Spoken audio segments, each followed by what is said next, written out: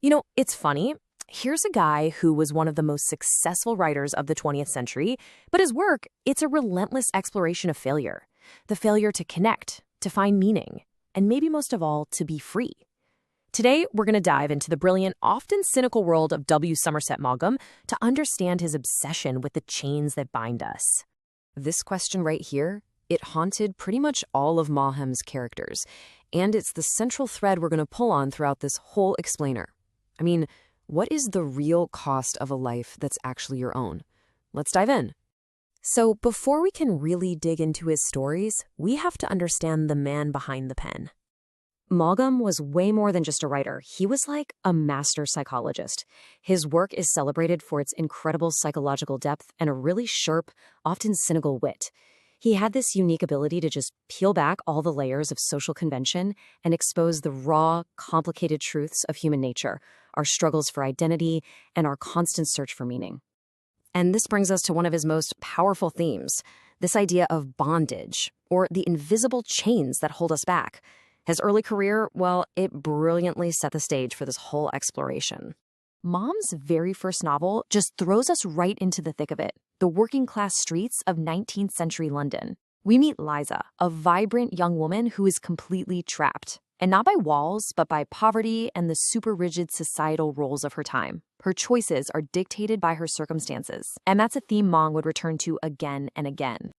And this debut, with its raw honesty, it really set the tone for his entire career. You can already see he was fascinated with betrayal and the huge constraints placed on women in a patriarchal world. He develops this theme even further in Mrs. Craddock, where he examines the prison of a bad marriage. The protagonist, Edith, tragically realizes her husband just can't meet her emotional or intellectual needs. So she becomes trapped in this state of disillusionment, longing for a connection that society tells her she shouldn't even want. What's so crucial here is Maugham's deep dive into her inner world. He exposes her unfulfilled passions and the absolutely crushing weight of expectation, showing how societal norms can just suffocate the individual. And all of this culminates in what many consider his masterpiece, the semi-autobiographical Of Human Bondage. Here we meet Philip Carey, an orphan whose clubfoot serves as a constant physical reminder of the limitations he feels are placed upon his life. This illustrates the core idea so brilliantly. For Maugham, bondage isn't just physical. It's Philip's obsessive, destructive love for the manipulative Mildred. It's the pressure of his own artistic ambitions, and it's the struggle to find his place in the world. The entire novel is his agonizing journey to break free from these emotional and societal chains. Okay, so if bondage is the problem, what's the solution? Well, Maugham's next set of major works explores characters who take some pretty radical steps to achieve freedom and live authentically. But that freedom, it always comes at a price. Take Charles Strickland, a seemingly conventional London stockbroker. Inspired by the life of the painter Paul Gauguin, Strickland abruptly abandons his wife, his children, and his entire life to pursue a burning, all-consuming passion to become an artist in Tahiti. It's a totally shocking act of self-liberation. And here, Maugham forces us to ask, is this genius or is it madness? The novel highlights the immense personal sacrifice required for true artistic expression. Strickland achieves his authentic self, for sure, but only through complete alienation and the rejection of every single social duty. Maugham explores a different kind of awakening in The Painted Veil. Kitty Fane is a shallow socialite who marries for status, not love. Her life is basically a performance, but when her affair is discovered, her husband forces her to accompany him into the heart of a cholera epidemic in rural China. And this is the point of her transformation.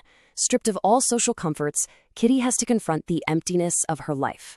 It's only through suffering and service that she finally begins a journey of self-discovery, peeling back that painted veil between illusion and reality to find her authentic self. In his later career, Maugham's search for authenticity becomes more explicitly spiritual. It moves beyond just social freedom to a quest for philosophical enlightenment. This is captured perfectly in his novel, The Razor's Edge. We follow Larry Darrell, a young American pilot who's been traumatized by his experiences in World War I. He returns home to a world obsessed with wealth and status, and he wants no part of it. He rejects a life of comfort to search for something more. The choice he makes is stark. You can see it right here. While his friends chase material success, wealth, and status, Larry embarks on a spiritual journey to India. His choice of meaning over money represents Maugham's profound questioning of Western values. And you know, this search wasn't just fictional. Maugham himself was a world traveler, and his travel books like On a Chinese Screen are a real-life reflection of this very theme. For him, travel was a tool for understanding the vast, complex tapestry of human existence. So, when we put it all together, what is the lasting impact of this incredible writer? This timeline really shows the evolution of his thought over 3 decades, from the emotional bondage of youth to the radical break for artistic freedom, and finally to the quiet search for spiritual truth. It's a remarkable literary journey.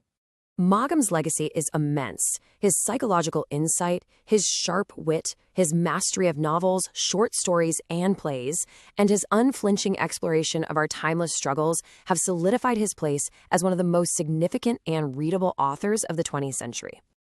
And that brings us back to our central question. Maugham work is a mirror, forcing us to examine our own lives. He spent a career writing about the invisible forces that shape us: love, ambition, society's expectations. So the final thought I'll leave you with is this: what painted veil are you living behind, and what